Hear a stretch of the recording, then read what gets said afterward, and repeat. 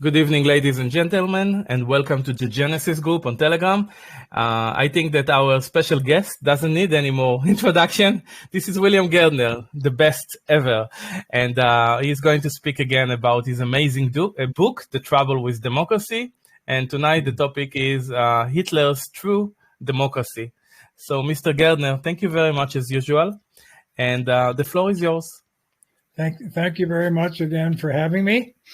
So today I'm going to talk, as you just said, about, well, I think the phrase itself is arresting and shocks most people to hear the title of this talk, Hitler's True Democracy. What are you talking about? Right? Everybody knows, everybody assumes, everybody believes, at least I certainly did, from first consciousness upwards to the time I wrote this book, that all the troops that went to Europe from our part of the world were fighting for democracy against Hitler's totalitarianism. And so we never would have thought of using the word democracy in the context of anything that he was doing. But as I found out when I got into writing this book, The Trouble with Democracy, he in fact was very involved with the idea, but in a radically different way than we were. So let me just begin, and I'll also just sum up and say that 2 lectures ago we talked about how democracies become totalitarian, and in the last lecture we talked about Marx's true democracy. People are also shocked when they hear that, but I think it was quite clear by the end of the talk what Marx meant when he talked about true democracy. And now we're going to hear what Hitler had to say about it, and those people who supported his movement. So the demonization of Marx and Hitler as opponents of democracy hides from us the truth of the quotation at the beginning of the chapter, which I cited to you in the lecture two times ago. I'll cite one here at the beginning of this section. I have a quote from a German sociologist and economist named Edward Hyman. In 1941, he said, "True Hitlerism proclaims itself as both true democracy and true socialism." For the moment, I won't go into why those 2 terms are somewhat jarring to me, because I see all forms of socialism as a top-down phenomenon, and all forms of, let's call it, true democracy as a bottom-up phenomenon, and you can't put them together. But of course, social democrats try to do that without realizing their own contradiction. At any rate, there's been a demonization of Marx and Hitler as opponents of democracy, and in this talk I want to talk about how Hitler was in fact riveted by the idea that he was creating a true democracy. So the Allies were promoting democratic nationalism when they went to Europe to fight him. And they were locked in a titanic and devastating fratricidal struggle with the National Socialism of Hitler, and both were poised against the international communism of Marx. All 3 claimed to offer the purest and truest form of democracy, and all 3 denied that label to the others. It is true that in the recent historical sense, these forms were and remain in very different ways the offspring of the French Revolution, but it goes back much further.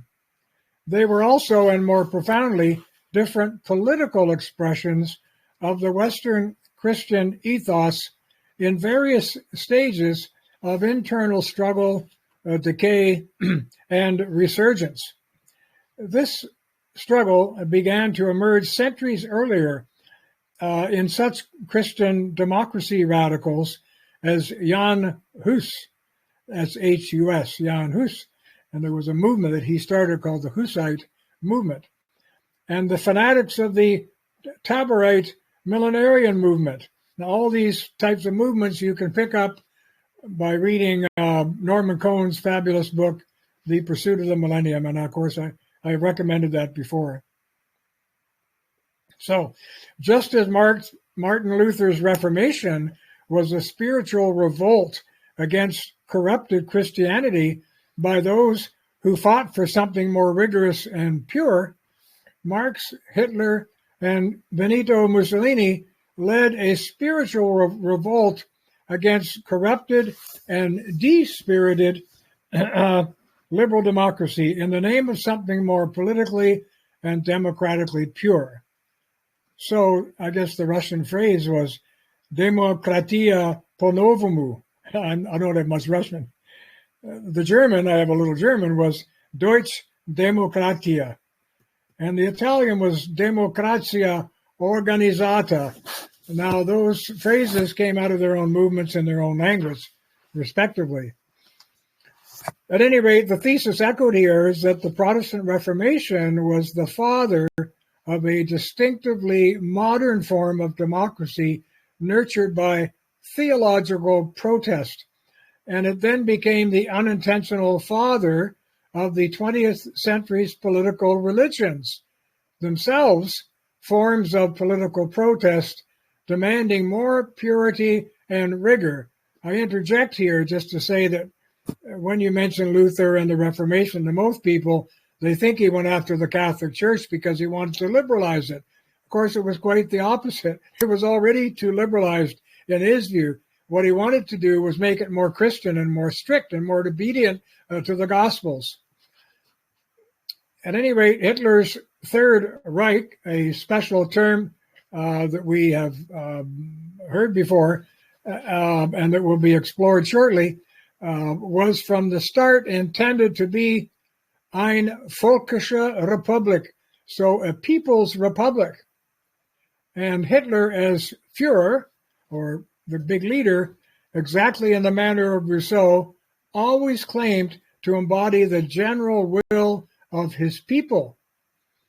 As a self-styled democratic leader, I put democratic in quotes here, he garnered tumultuous acclaim and overwhelming plebiscitary support, which surprises a lot of people to hear. They think he got into power by force, but in fact he was elected and put in power democratically. And it's a cruel fact of history that a great percentage of the people who elected him democratically and got him into power were intellectuals and teachers and professors, people you think would have been a little more critical of what he was doing. At any rate, as a self-styled democratic leader, he garnered tumultuous acclaim and overwhelming support. Somewhat confusingly to us, he also criticized democracy openly, but the object of his scorn was only our fractious form of liberal democracy, which, like Marx, he felt was eroding national community in the name of a deformed and egoistic concept of freedom. That was, of course, just Rousseau's complaint in new garb. But Hitler also rallied bitterly against Marx's international socialist idea of democracy, which he saw as a force meant to level and obliterate the profound distinctions between nations and their cultures in the name of universal communism. He wanted a people's collective democracy as much as Marx did, but democracy as a voice of the people had to be rooted in a real people, not an abstract one. Universal Marxism obliterates culture with a K, German culture, the very thing that makes people what they are. Hitler had special reasons rooted in German history and the Romantic movement for wanting solely a national and a very Germanic socialism, what he called a Teutonic democracy, and not a faceless one. In summary, then, all modern totalitarian parties have insisted on their democratic pedigree, and this they cannot be denied once we understand that by democratic, they mean they are in the tradition of collective freedom and the general will that runs from Rousseau forward right up into our time. Nazi theorists stressed that in their democracy, which could have but one single truth and hence required only a single party, the leader would be a living symbol, not of the state, but of the whole people, whom he did not superficially represent, but fully personified, and who in turn were fully embodied in him. I italicized all those words. See, he didn't superficially represent the people, which is what we often think of Western politicians as doing, but he fully personified them, and they in turn were embodied in him.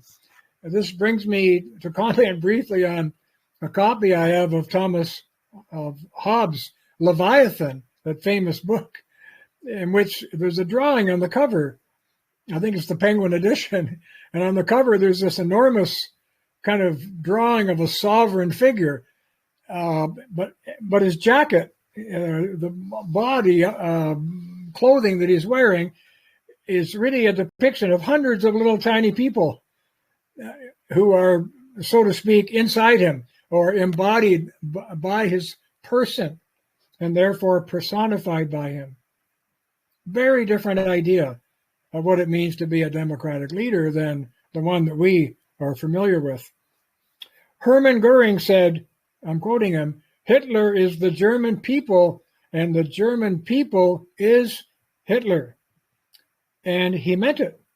The person and the political symbol were mystically fused in one body, just like Hobbes' Leviathan. This was but the fulfillment of the teaching of Rousseau, German style. Indeed, excuse me, Hitler had proudly declared, I'm quoting him now, "This revolution of ours is the exact counterpart of the French Revolution," unquote. He had cleverly encapsulated this fusion process in his most famous marketing slogan. His slogan was "Ein Volk, ein Reich, ein Führer." So one people, one state, one leader, right? Nothing confusing like you liberal Democrats are doing, which is all kinds of people, multiculturalism, who knows what, and a divided nation and contests between different leaders. No, not for him. Ein Volk, ein Reich, ein Führer was his slogan. Now, we must remember that the spiritual template of this yearning for unity was identifiable centuries before in uncannily similar phrases used by a variety of fanatical religious leaders who cried out for, I'm quoting them, "one sheepfold, one flock, one king," unquote. That was the Christian view centuries before Hitler ever came along, the idea of unifying the spirit of the people as one sheepfold, one flock, and one king. A phrase that differs only in its order and religiosity from Hitler's secular slogan. Both were manifestations of the long and bloody Western effort to resolve the many into the one. As it happens, the oneness that they yearned for simply cannot be achieved through ordinary liberal democratic political theory. An early hint of the democratic aspirations of Nazism came swiftly. In May of 1918, the German socialists declared themselves to be pro-democratic against all reactionary privilege and in favor of plebiscites and referenda for all important laws. That came as a shock when I first read that, because at the time I was quite fascinated by principles of direct democracy, and I was advocating some of that for Canada, just because I didn't really feel at the time that the people believed all the stuff that Trudeau Sr.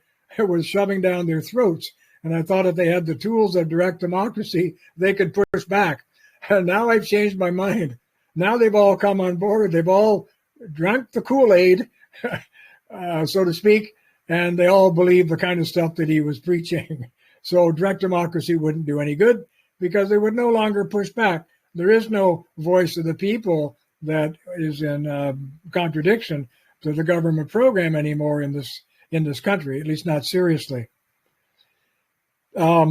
So as I say, it was a surprise that the Germans at the time were pushing for tools of direct democracy. The one they didn't push for, by the way, was what we call recall. Recall is the tool of direct democracy, which allows you to fire a politician who doesn't do what he told you he was going to do, and for the reasons that you voted for him. If he gets into power and doesn't do it, under a recall provision, you can fire him or pull him back, get him out of his office. By the way, Americans have used recall over 5,000 times in their history. Canada, interestingly, has very few provisions for recall of politicians, but it's a funny story. The one politician who really campaigned hard to give the people the tool of political recall was a man named Premier Eberhard of the province of Alberta in Canada. And he got it. He got the provision for the people. But the first person they used that tool for was him. So they fired him after he gave them the recall tool. And then he campaigned to get rid of recall. So anyway, it was a funny story. German socialism, at any rate, was to be collectivist, egalitarian, and majoritarian, and democratic in the Rousseauistic sense of capturing the general will, not in the liberal democracy sense. And also, by the way, anti-Jewish. And that's because Jews were perceived at the time as a growing and alien elite in control of top German financial and international affairs. They didn't like it. In the same year, the National Socialist German Workers' Party, the acronym is the NSDAP, was formed with Hitler a member. Their demand was for the union of all Germans in a democratic social German Reich, or kingdom, with an equal and general right of all to vote. Hitler often bragged that he himself was, it's his phrase, an arch-democrat, and his colleagues repeatedly described National Socialism as democratic, or as what they called the truest democracy, insisting that it was distinctively, again a quote, a Germanic democracy. We'll come back to that, why that was important to them. By 1934, Hitler was referring to National Socialism as the noblest form of European democracy, his words. And he crowed that only the Nazis were, again in his words, the executors of the general will, quote unquote. Rudolf Hess referred to Nazism as the most modern democracy in the world, one based on what he called the confidence of the majority, which it certainly enjoyed. At all times, Hitler, I'm quoting again, affirmed the basis of his government in the will of the people, unquote, as manifested in frequent plebiscites. To him, all Western liberal democracies disqualified themselves by virtue of their own theoretical assumptions and confusions as being truly democratic, and none could ever claim to express the full and true will of all the actual people whom he felt were regularly manipulated and misled by their representatives. Why, in some of those so-called democracies, Canada is one of them, much less than a majority of the people can actually make the laws depending on the outcomes of their elections. You have what they call minority rule. We've had it plenty of times in Canada. Was this not the normalization of oligarchy, and thus a farce and a repudiation of the basic theory of rule by the people? People such as Hitler were driven to near hysteria by this conundrum. And that is why, once the Third Reich was up and running, a Nazi spokesman rhapsodized, quote, "There is no better and more beautiful word than the expression democracy for our new government of the people, for the whole system of a popular community." See, the whole system of a popular community. For all this public enthusiasm, which helped turn Germany, from a desperate nation wallowing in depression and inflation into a social and financial world power in a mere 7 years, Hitler was named Man of the Year by Time magazine in September of 1938. Pretty shocking to hear that, but it's true. And by the way, a lot of Western intellectuals thought he was just their little darling. Look what he did to turn Germany around. Wow, amazing. A true social democrat and all that kind of thing. All the universities were abuzz with their admiration for Hitler at first. Westerners have been indoctrinated and still are to believe that the Hitler movement was a movement of the right. But in fact, National Socialism, Hitler described it as, quote, a socialism in everlasting change, unquote, like all forms of socialism, was a movement of the left, designed and defined to operate within a single nation. In order to survive as a national and distinctively German socialism, it had to exert itself from the start to resist the homogenizing force of international socialism, or what the Nazis derided as Bolshevism, and was later called international communism. Bolshevism disgusted Hitler because it preached that socialism was unfolding according to universal laws from which nations could not escape unilaterally, and to which their particular histories must be subordinated. Of course, all that was regurgitated Hegel in Marx's work. It could only mean the German devotion to and absorption by an alien power. That's why they fought it so fiercely. The communists, on the other hand, fearful that the whole world would think that all socialist movements were like that of the dreaded Nazis, fell all over themselves to depict National Socialism as right-wing. So the battle lines were quickly drawn, but not for the reasons that we usually think. We may conclude then that National Socialism and communism were but rival forms of social democracy, each derived loosely from the model of Rousseau, and that both, one nationalist and the other internationalist, were the direct secular fulfillment of the whole revolutionary democratic tradition of collective freedom that first found expression in the religious cultures of prior centuries. The next section of this talk is called Romanticism and the Struggle Against Christian Civilization. There is overwhelming evidence that the Hitler movement, as one author puts it, quote, had millenarian and Gnostic goals, unquote, and that it was a mutant, secular variety of the apocalyptic thought that was first manifest in the Revelation of St. John, and then in the religious movements typified by such groups as the Crusaders, the Free Spirits, as they were called, or the adepts of the Free Spirit, the Flagellants, the Taborites, and the Anabaptists during the Middle Ages. There's also lots of evidence that conditions favorable to the emergence of a political religion like the Hitler movement were clearly manifest generations before Hitler in the special form of German Romanticism.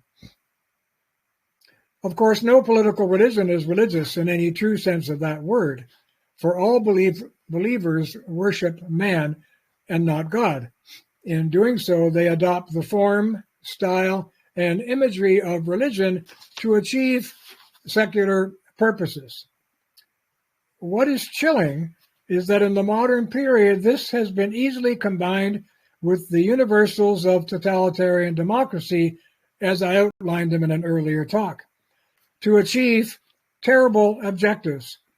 So it is ironic in the extreme that although religion first gave birth to modern democracy, this same democracy became a political pseudo-religion, indeed a whole secular system turned against true religion. Hitlerism was but a national expression of that pseudo-religion, and its deep romantic roots found voice in a virulent anti-classical and anti-Christian resentment that divided Germans from themselves. Author Peter Viereck explains that a Roman wall, his phrase, has always run through the center of German hearts, dividing their loyalties between the rational, legal, and Christian inheritance of the Mediterranean world, by which he was referring to Athens, Rome, and Jerusalem, respectively, and their own Germanic heritage. Many Germans perceive the former to have been superimposed by force on native roots sunk deep in the paganism of the old Saxons, the tribal cults of war and blood, and the vital stuff of homegrown heroic legends. There is some truth in this. Prior to Napoleon's invasion, German territory was just a collection of about 360 independent principalities, as they were called, of the Holy Roman Empire. Napoleon dissolved this in 1806, forming Germany into 39 states supportive of his Enlightenment policies. Ironically, by unifying his enemy, he strengthened it, and he sealed his own fate, as Viereck points out. In the process, however, Napoleon imposed on Germany a completely Roman system of unity and administration, including a metric system, a form of code law, and other such systems. And those, by the way, are the things that have been imposed on Canada. Canada's Pierre Trudeau introduced the metric system to Canada, even though America will never go metric, and more than 80% of all our trade is with America. Well, you can just imagine the confusion and the expense having double measurements for everything. Everything we buy or sell or export or import has to have two sets of measurements: the English system, feet, inches, pounds, and all that, and the metric system in the decimal system. And of course, the whole country went to the expense of replacing every single road sign in the country, millions of them, with road signs in kilometers, changing the speeds and all the rest of that stuff. Why did Trudeau do that? Well, he wanted to impose what this author calls the Roman system on Canada. And he also imposed on us our Charter of Rights and Freedoms, which is a French style of code law, completely alien to Canada's historical and traditional common law tradition of British parliamentary law and rights. But so many Germans were like me in Canada. They saw this as an imposition by an alien classical and rationalist temperament on their deeply organic and spontaneous life. And that's exactly what I felt about Canada and still do because of what Trudeau Sr. did to us.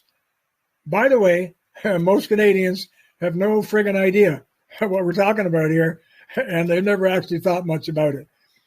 But some of us did and complained and protested, but it didn't do any good. It was like a wave, same as it was in Germany. There's a good argument that something similar, well, here I'm repeating myself, happened to Canada in 1982 with the patriation of the Constitution. Sorry, I didn't realize I'd already written about this. When Pierre Trudeau imposed on a primarily British Canada his own French version of a universal civilization and a new code law, he established universal social programs such as Medicare, which was formerly dictated and defined and financed by each separate province, as well as invasive language, education, and social programs which were made universal by the equality provisions of his French-style charter that at one stroke subordinated to itself Anglo-Saxon common law and the lawmaking freedom of Canada's own parliament. The metric system Trudeau imposed in his own mini-Napoleonic style was an essential aspect of his anti-monarchical and anti-British cleansing program. History repeats itself in subtle ways. At any rate, the Hitler movement was but the most recent frantic attempt to reassert the dominance of German culture, capital K again, Kultur, over an homogenizing European, they use the word civilization, quote unquote. It's a bad word in their view. It would assert life over what is merely legal and mechanical. It would assert the romantic over the classical. A uniquely national socialism over capitalism. A happy and deeply rooted peasantry over horribly alienated factory workers. A heroic militarism over sniveling pacifism.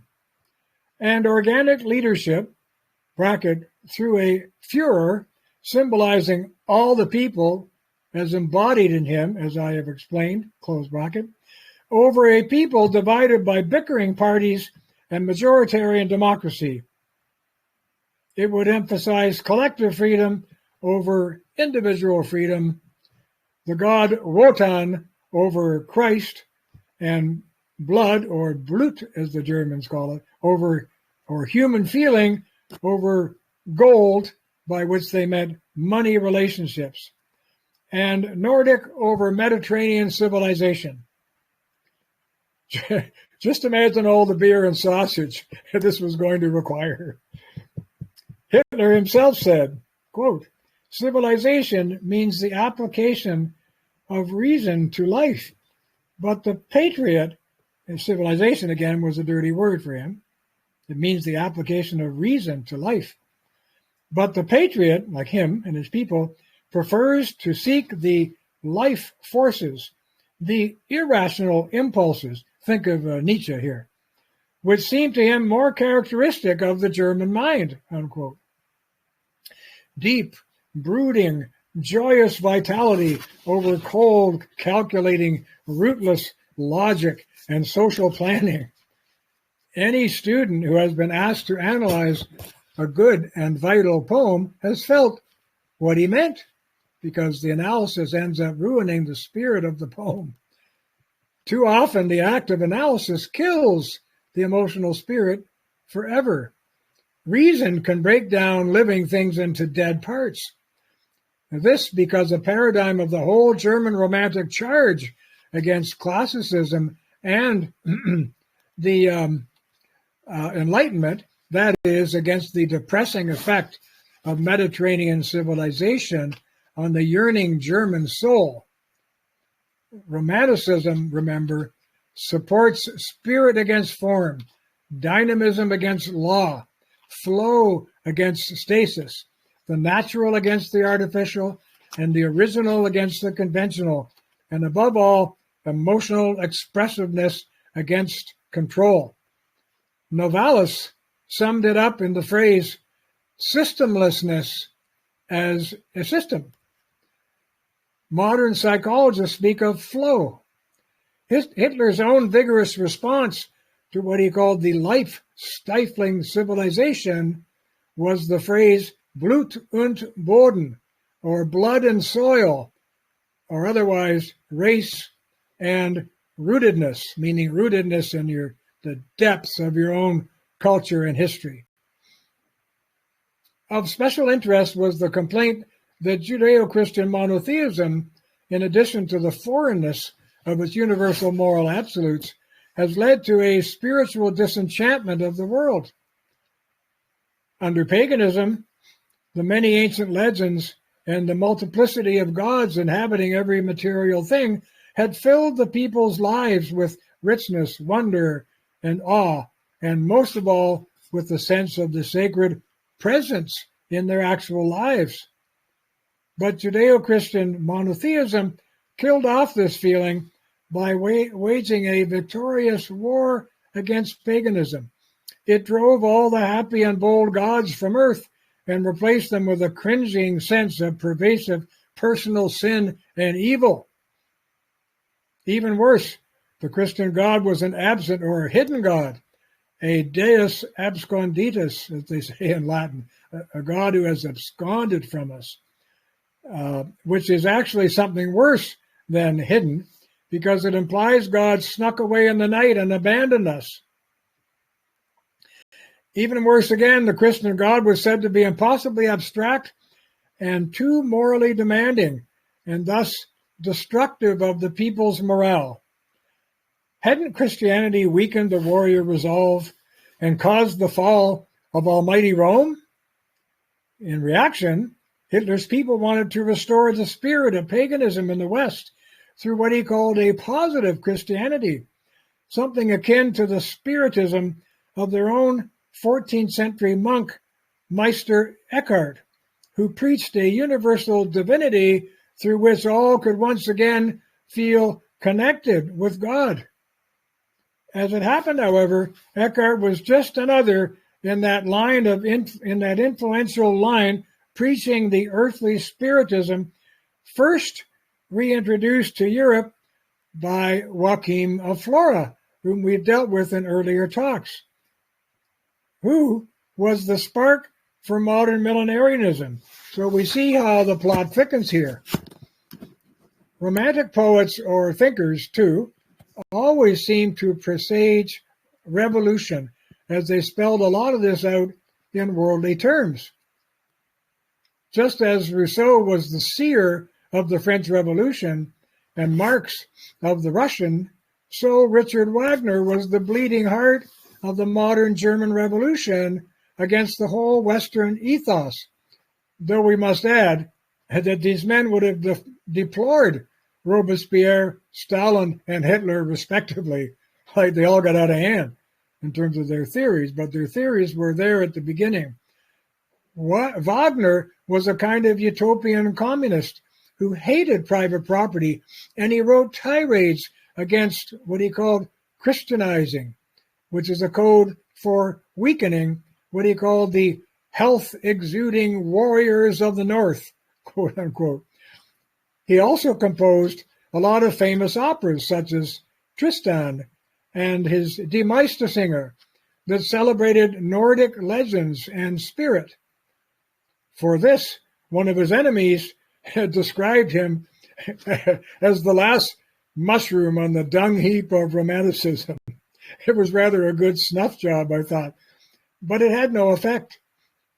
Wagner had enormous influence on the German self-image, on the creation of the German folk psychology, and especially on the formation of the Führer concept. His notion was that the Führer of the future Germany would be a human god along the lines of the fabled Kaiser Frederick Barbarossa. Remember all those spiritual leaders and fakers posing as pseudo-Frederick in the Middle Ages? Well, Wagner saw Frederick as a spiritual reincarnation of Siegfried, the first legendary Nordic Superman, after whom Wagner named his own son. And he made very popular the idea that a new Barbarossa Siegfried would return as the Führer to save the Germans of his day. Siegfried was supposed to awaken from his long historical slumber, guess where? In Berchtesgaden. And Berchtesgaden is exactly the place later chosen by the Nazis as the site for Hitler's hideaway and headquarters up in the mountains. This Messiah Führer would personify all the people, a whole greater than the sum of its parts. The idea was so important to Wagner that he proposed getting rid of the monarch, which was a disrespected hereditary position, and after a revolution of the people, replacing him with a true king who would be called, guess what, the first of the folk.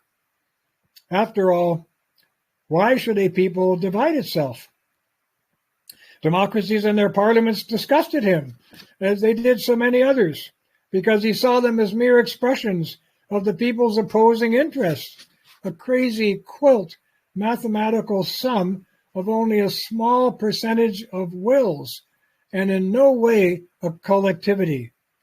But the folk king, here would be the living symbol of the whole people, a true expression of the collective will, what he called a hero dictator from the common ranks who would lead Germans to what he called true freedom. In 1808, the poet Heinrich Wilhelm von Kleist wrote a play called Hermann's Battle. It was a play celebrating the Teutonic warrior who in 9 AD, as the story went, saved all Germany by driving the Roman invaders back across the Rhine River. Kleist's poem was a symbolic urging to resist the Frenchified civilization that had spilled over from the French Revolution. But it came too late. Napoleon had invaded and now controlled the Germans. After the First World War, this play was revived as a historic battle call for Hitler as Hermann to resist and overthrow the conditions of the Treaty of Versailles, which is a treaty that was widely seen, at least by the Germans, as requiring punitive reparations for their involvement in the First World War. The Nazis said this treaty made slaves of all Germans for life, and so as they bitterly imagined themselves groaning under the sway of this myth, they had nothing to lose but their chains. In brief, modern Germans, according to Hitler's mythic reshaping of history, imagined their past as a series of revolts against foreign domination. First, they repulsed the Romans, and then Charlemagne, and then Napoleon. After that, Luther pushed back the oppressive Roman Church, and now the National Socialists were dreaming of actually creating a new, what? A new 1,000-year German Reich. But none of this dreaming was possible without a German Romanticism that eventually found full expression in the Reich itself as a millenarian expectation of the kingdom of heaven on earth. German Romanticism was a kind of thoroughgoing spiritism and dynamism, far more religious in its tone than the French or English variety of Romanticism. As mentioned, it was really, quote, the 19th century's version of the perennial German revolt against the Western heritage, unquote, which is to say, against the Roman, French, Mediterranean Enlightenment spirit of clarity, rationalism, form, and universal standards. For those of us who've always held the Germans to be the very symbol of efficiency and logic, this explanation seems rather puzzling. But more than a few seasoned observers have held that the German has always had an unrest or disorder in the soul, and that he runs not from prison, but into it, precisely to be free at last by containing his own spiritual confusion, and that prison is usually a prison of ideology, spiritual or political. The grandest prisons, of course, are made of ideas and words, quote, and the cell into which generation after generation of German romantics have finally fled from the weight of liberty is a word cell. Their cell is their frantic faith in some rigid authoritarian dogma, whether of church or state, unquote. The author of that quote is in the footnotes. Romanticism became, and to an extent remains, such a dogma. Indeed, a lighter version of it is still the reigning dogma in Canada and America, and generally can be spotted by a keen observer in movies, novels, educational courses, or social policy, and most political utterances that use the word democracy. At any rate, the Romantic ethos greatly fueled Nazism.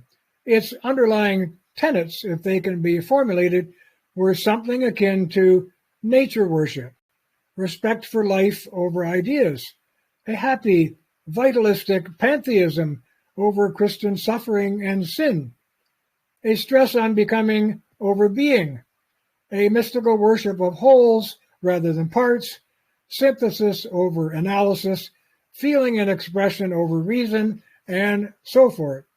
This is more of Wordsworth gushing about the primrose in his poetry, and John Keats in his beautiful poem about the nightingale, and Rousseau gushing about himself, at which he was a real expert. Politically, German Romantics gobbled up Rousseau's theory of the general will because it fulfilled their love of wholes, and it lent itself to a mysticism of the folk as a single unified romantic entity with deep, if dormant roots in the Teutonic historical past that must now be awakened in a total war against the evils of Western civilization. That's what was going on in Europe during World War II.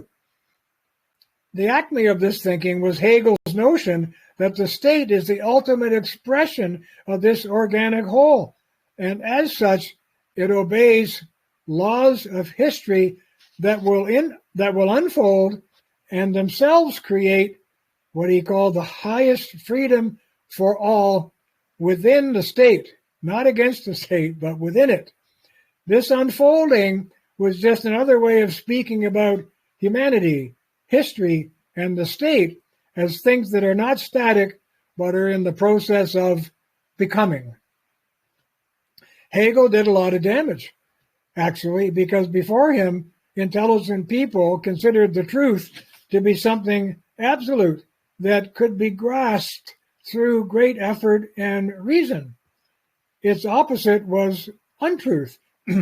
But Hegel ended that confidence by arguing that existence is not made of absolute opposites, but of ever-evolving synthetic wholes that arise from the original opposition of things.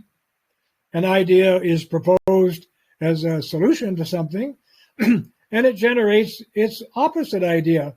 And then a compromise or a synthesis is reached, and this hardens into a new idea, which generates a new opposite or thesis, and so on forever.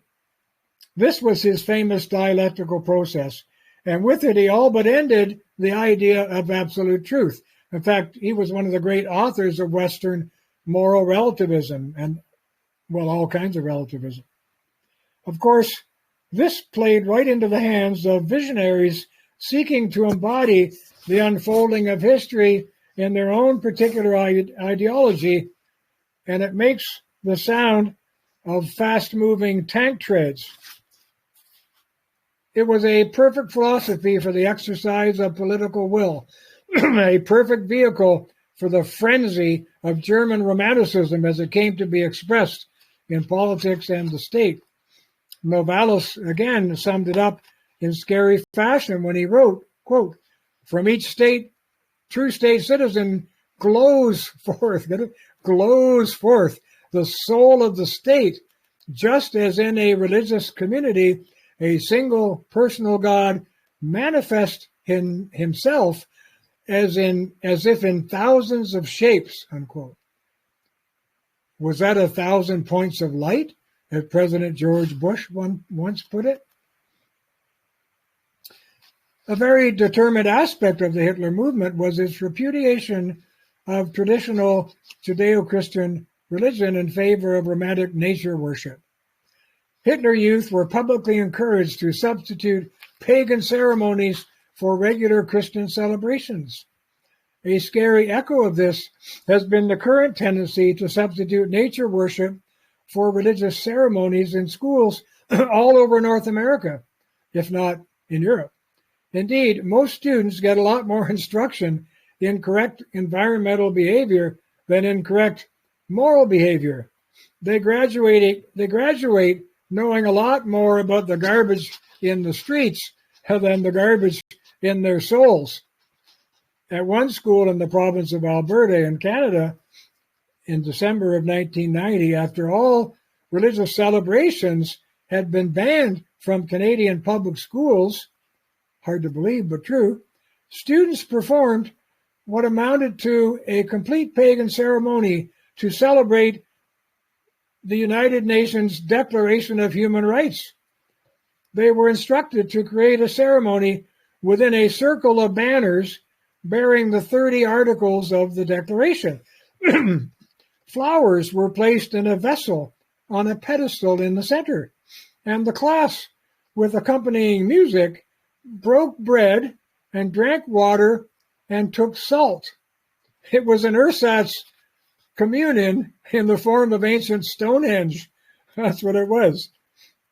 This trend towards nature worship and paganism in Christian societies is a certain barometer of the urge to substitute the man God, or ourselves, for the God-man, or Jesus, or for God, period, which is to say, the urge to substitute sinlessness for sinfulness. And sure enough, in a sloppy rendering of Hegel's euphoric predictions, but more certainly an imitation of the Bible and Jesus, the Nazis saw themselves as what? As the new chosen people. In 1932, Hitler told his private circle, I'm quoting him, "We are chosen. Whoever proclaims his allegiance to me is, by this very proclamation and by the manner in which it is made, one of the chosen," unquote. As scholar James Rhodes put it, this is the ecstatic secular language similar to the religious utterances of the Bohemian Adamites, or for that matter, the utterances of all those who've ever believed in an indwelling God. Joseph Goebbels exclaimed rapturously, like so many other brown shirts, that as a chosen one, he was, his words, quote, newborn, unquote. Born again, you know. Indeed, Germans were told that the entire Nazi state embodied the totality of God, and that Hitler was the new savior whom God had sent so that the German people could fulfill his mission by creating the promised land. You can see the powerful combination here of the two concepts of chosen people, or religion, and people who choose, or democracy.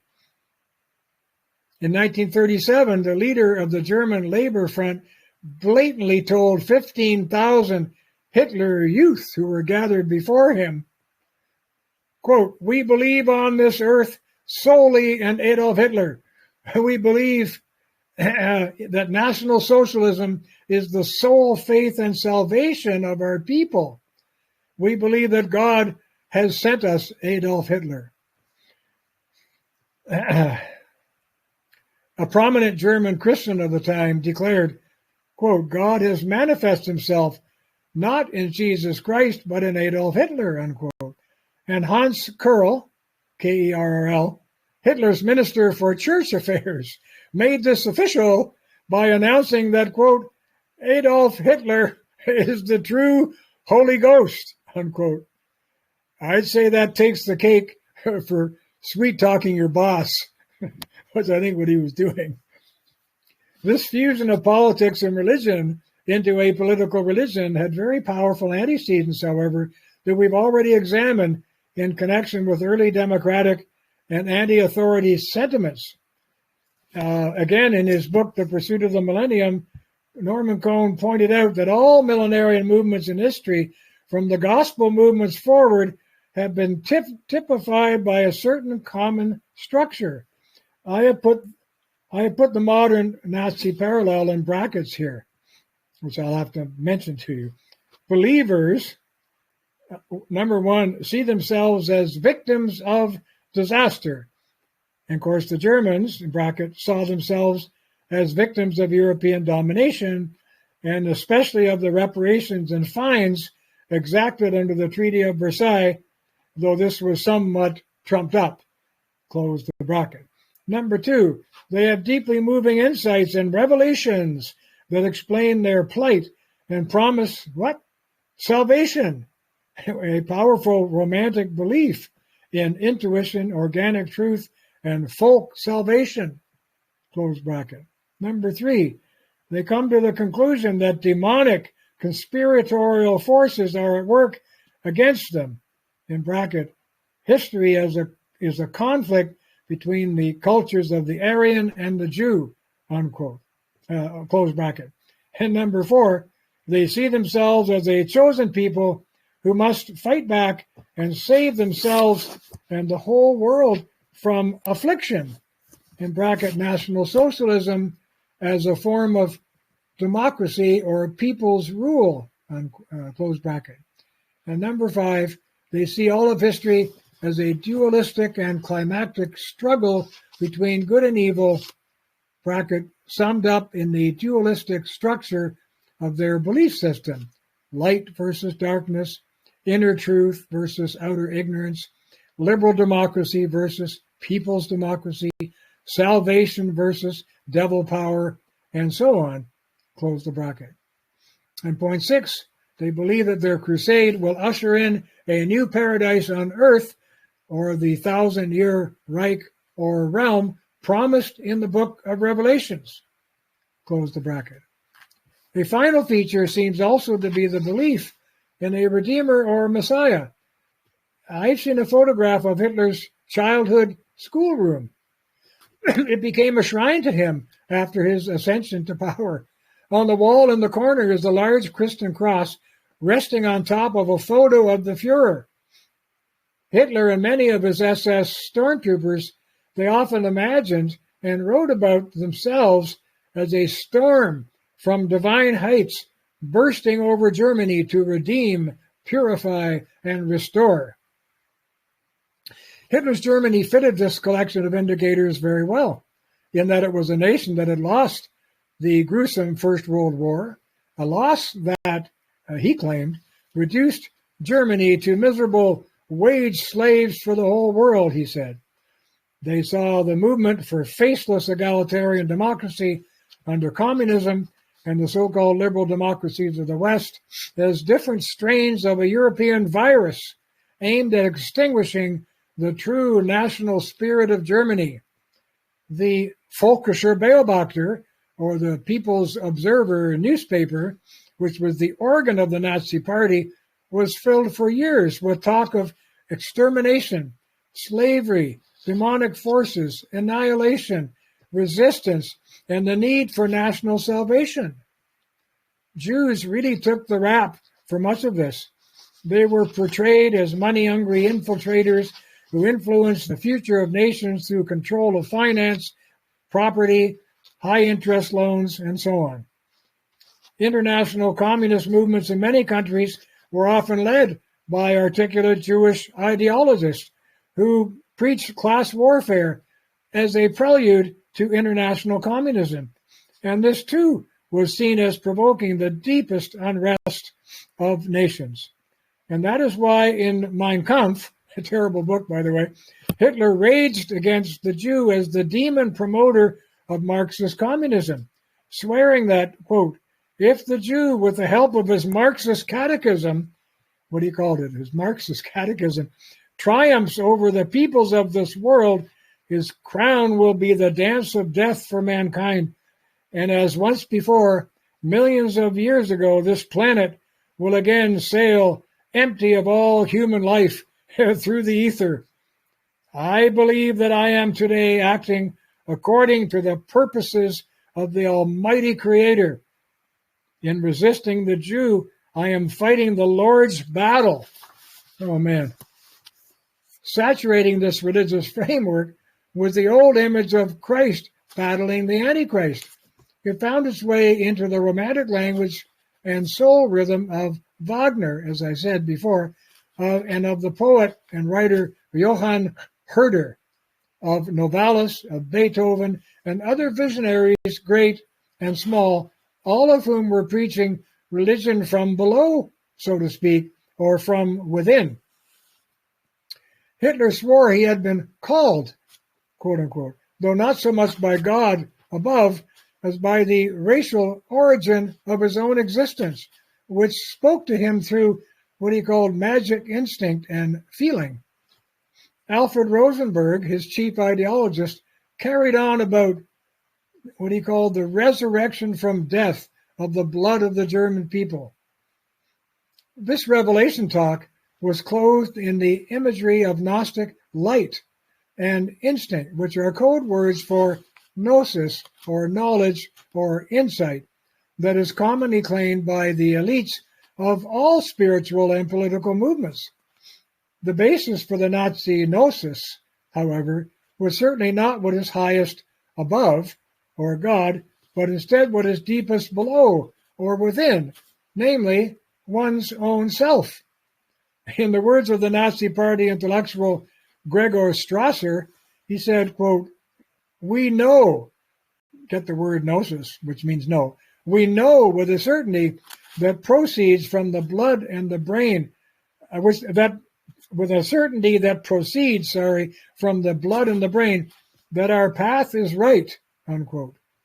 And again, quote, "There is, however, only one correct spirit, and that is the spirit that is from man, from the image of God, meaning from the God within man, from nature, eternally endowed with soul. It is our strong belief that our profound knowledge, that this spirit is in us, in the idea of National Socialism, and that it and no other will build the 1,000-year Reich, or kingdom."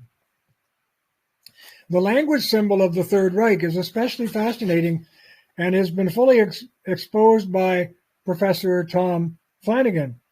Reich, he tells us, means empire or realm in politics, but it means kingdom in religion, as in "Thy kingdom come" of the Lord's Prayer.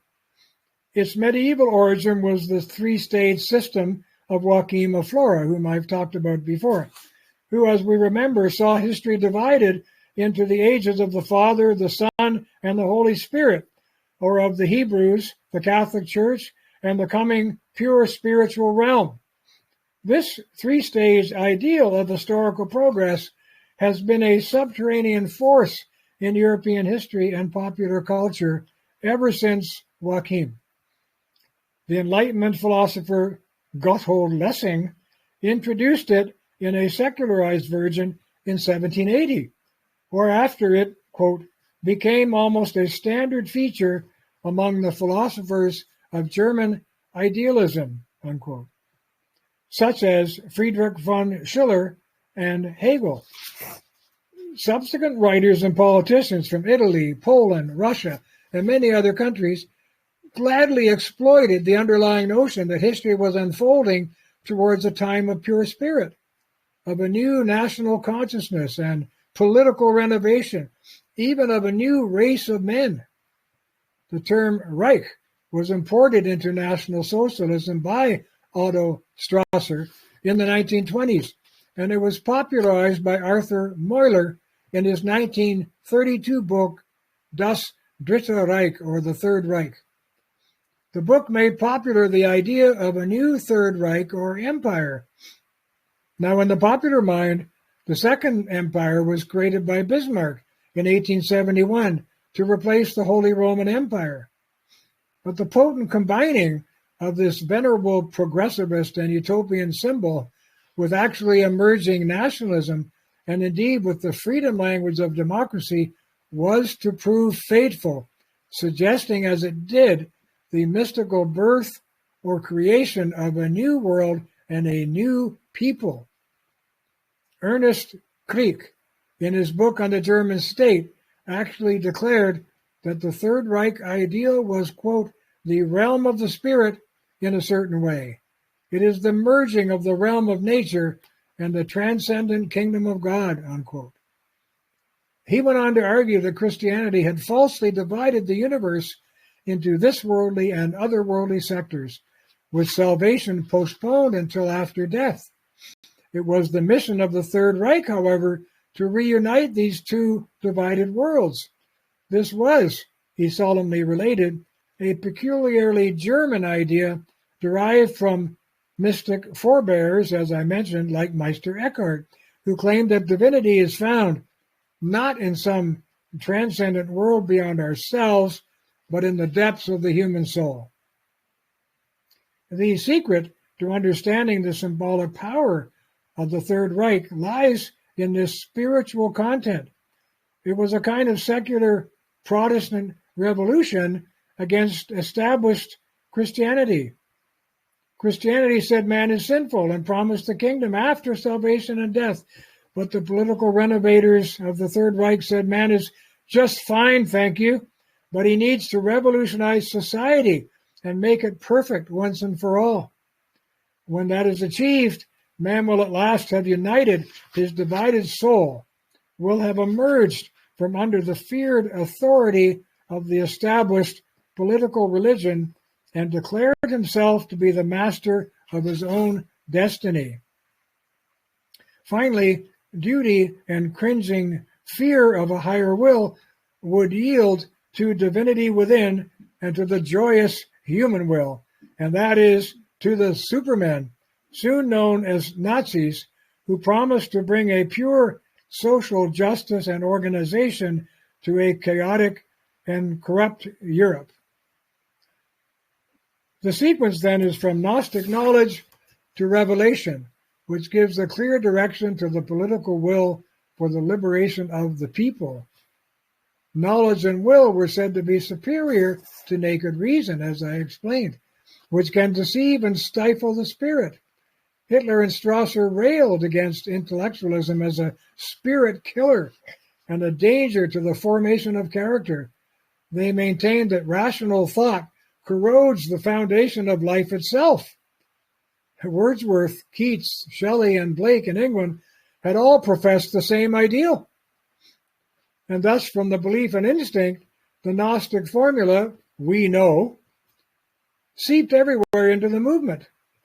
This made it virtually self-evident, as Rhodes put it, that the National Socialists believed in a completely secular analog of the ancient and medieval eschatological wars. Now that mouthful means that they were fighting to bring about the kingdom of heaven on earth without the help of God. Rhodes concluded from this that they were pure Gnostics, but I think not. They were actually spiritual revolutionaries, or what in an earlier chapter of this book I called mystical millenarians.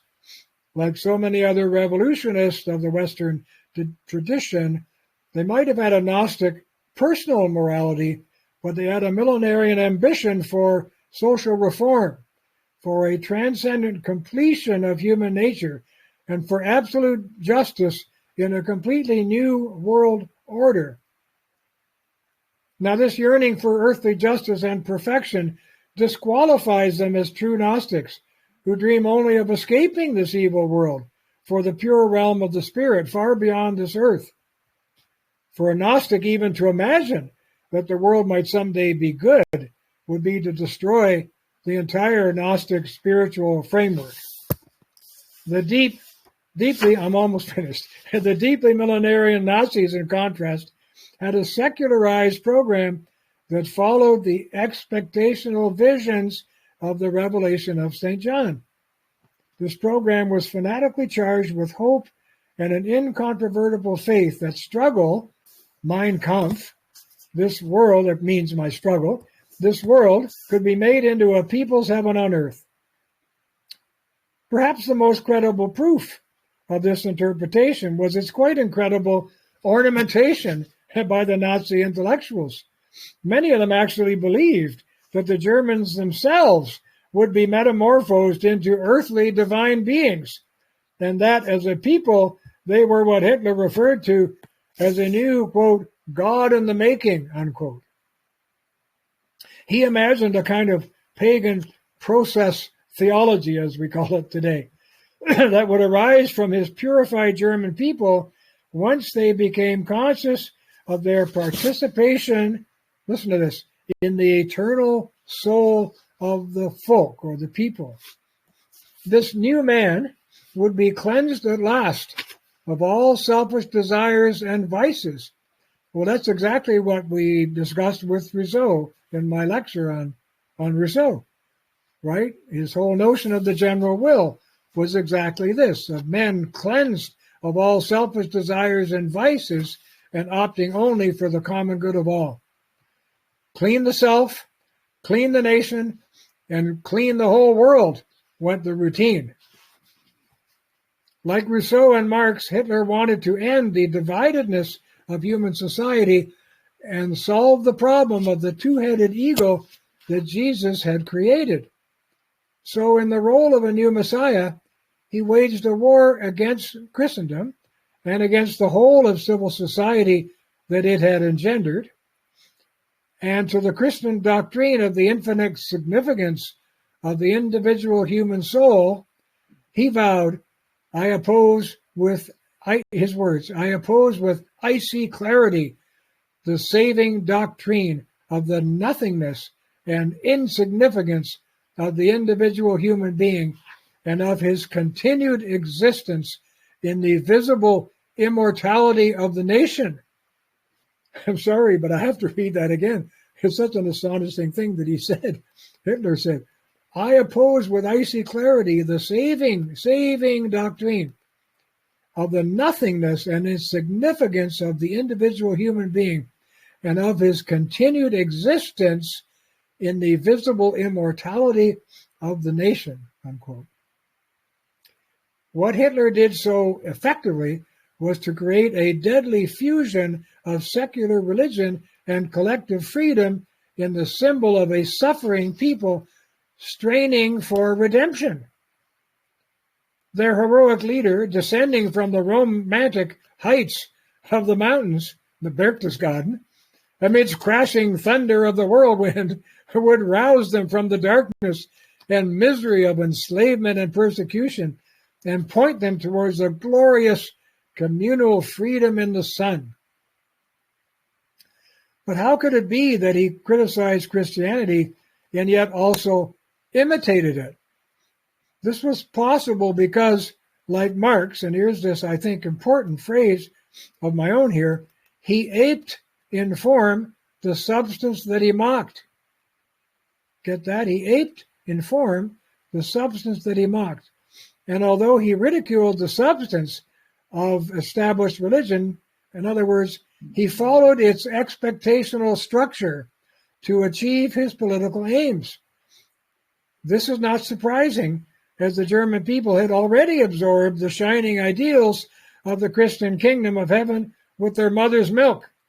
It was not a great leap to maintain the promising religious form, but fill it with new political substance. Hitler simply sent his political message through the emotional and spiritual wiring that was already in place. When we consider the fanatical nature of the Nazi charges against society, their utopian language of redemption, and the absolutism of their effort not merely to win a war, but to rid the entire world of an imaginary systemic evil, the messianic nature of their project is all too obvious. As one pained observer of the camps put it in the film The Last Days, Hitler knew he had lost the war almost 2 years before the end, and yet he persisted in using military resources for what? To incarcerate and eliminate millions of civilians, especially Jews, and thus exhausting money and manpower that could have prolonged and perhaps won his war against enemy soldiers. In the book about democracy as democide, the author explains that some 20 million people were liquidated either by, starvation, drowning, punishment, beating, death, extermination, gassing, whatever, in the 12 years of the Hitler regime. It's absolutely an astonishing record. But what was the fanatical force within that drove such irrational cleansing behavior, which is what it was? The only answer that makes sense is its theological origin. The Jews and many other specified social groups symbolized for Hitler all that was evil in a world that could be purified only by their absence. His war was not against real soldiers, but against those imaginary armies of demons.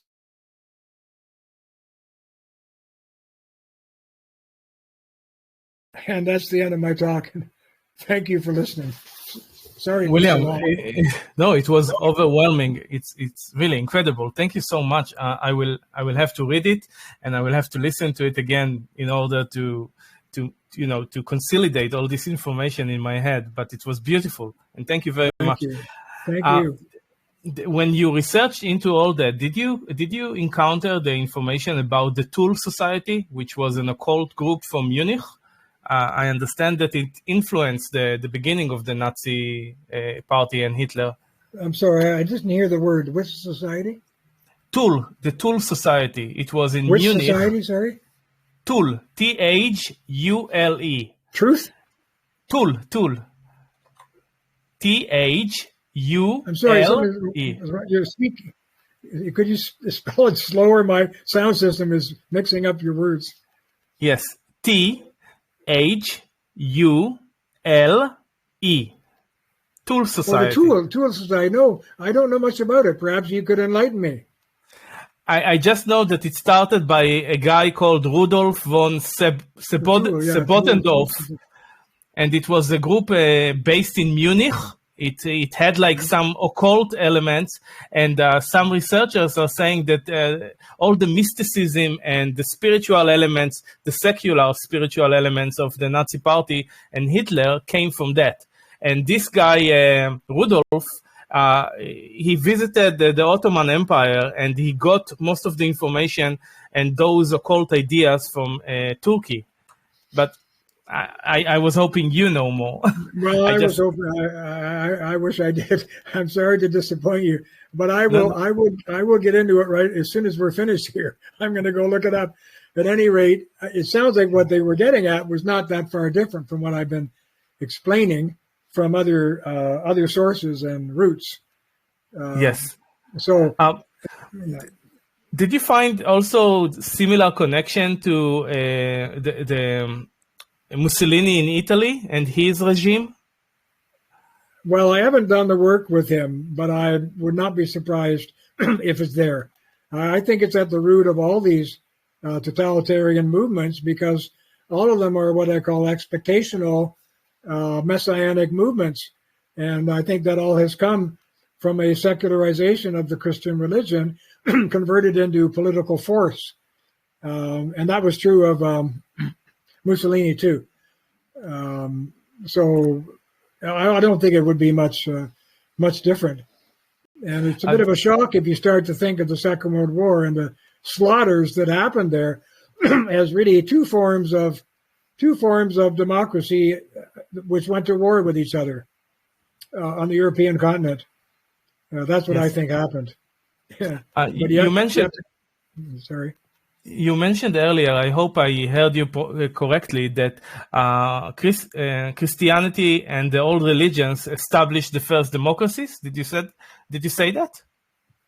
Well, yes, in the sense that often their own workings were by democratic vote, usually unanimous voting, and that goes back centuries into the very early stages of the Christian Church, where democracy was a big element of their internal affairs. As I say, usually by unanimity, not by majority, for any policy direction. Yeah. There's a book called The Invention of the Individual by a scholar named Siedentop, Siedentop, Siedentop, called The Invention of the Individual. It's a fascinating book. He takes you right back into some of the workings of the early church and the monks and the clerics and their deliberations about individualism and what it meant, and also talks about their voting techniques and methods to arrive at their direction.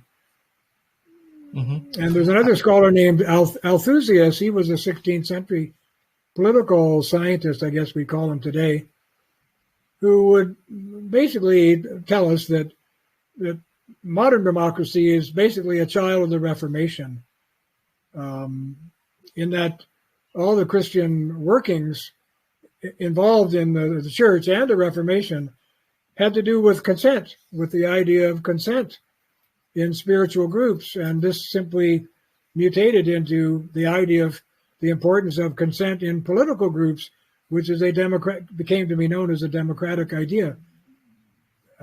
So the roots are the connection is very strong between I'm going to call it the evolution, or mutation, maybe is a better word, of Christian theory and Western democratic theory. What was the name of the second book you mentioned again, please? Was it Siedentop, Larry Siedentop? It's called The Invention of the Individual. You'll love it. It's a fascinating book. But in there's quite a bit of discussion about how the concept of the individual emerged from the work of the early monks of the Christian church and their deliberations and defenses. But I think you mentioned another book that has to do with Protestant and the invention of democracies. Or it's the same? Oh dear, my memory. No. So maybe you're talking about the same book, the Inventing the Individual. The same book. Good. Okay. I just wonder, how long did it take you to write this book, The Trouble with Democracy? Well, actually, probably about a year. I had 2 businesses at the time and 5 kids and a lot of grandchildren. Now I have 16 grandchildren. My time is taken up with these delightful pleasures. But I think I guess I kind of write fairly fast. I'd already done a lot of the reading, and I just kept doing more of it as I went through it and got intrigued. And the reason I wrote the book was because I started by wanting to know what Canada's founders thought about democracy, because everywhere I turn, it's even true today, everywhere I turn, I hear people using the word democracy to defend the damnedest things. For example, if I go give a public speech, which I don't do very often anymore, but it's inevitable, somebody on that side of the room will stand up and say something and declare that it's their democratic right to have or to do this or whatever. And the person on the other side of the room will stand up and use the same word democracy to defend exactly the opposite argument. So the word democracy has become a kind of horror word. People use it to defend whatever it is they want. And so it seemed to be becoming meaningless. And what I really wanted to know was what the founders of my own country thought.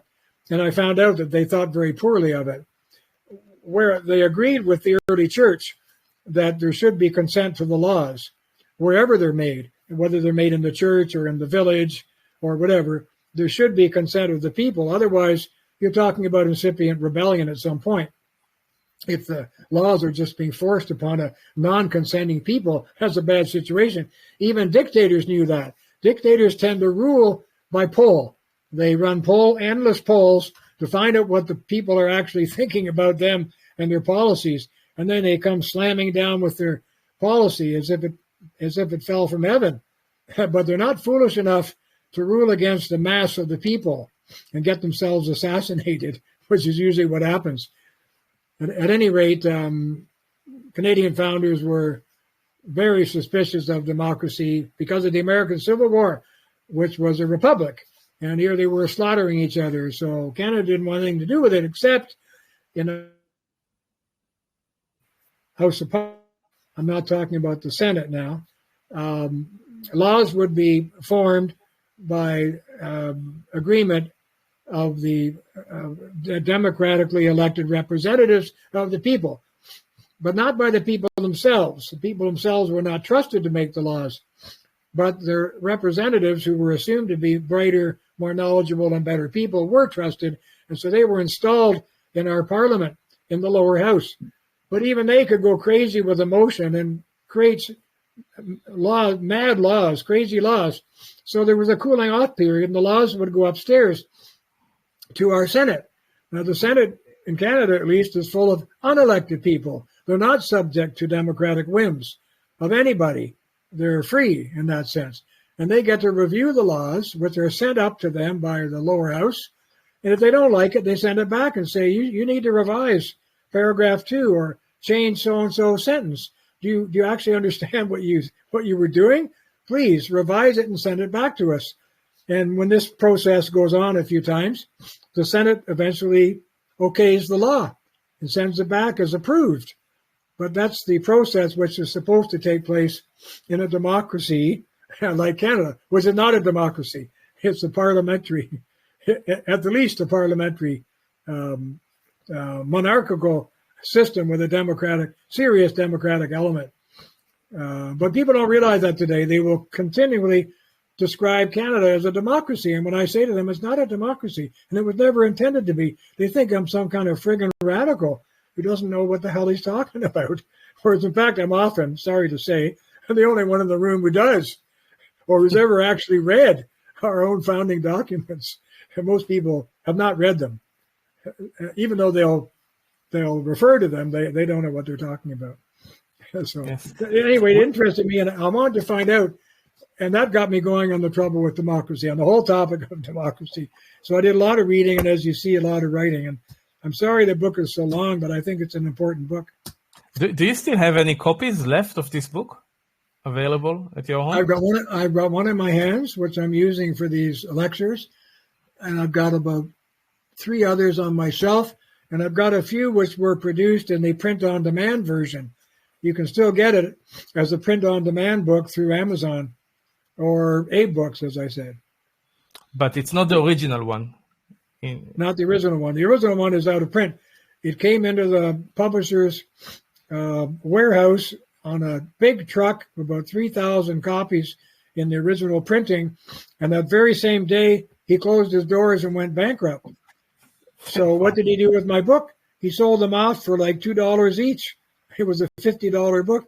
He sold them off for $2 each to people we call jobbers. They're people who they grab books like that and sell them cheap wherever they can. That's what happened to my book. So it never got reviewed. Can you raise the book to show it to the camera? Pardon me? Can you show the book to the camera, please? Yeah. Yeah. Wonderful.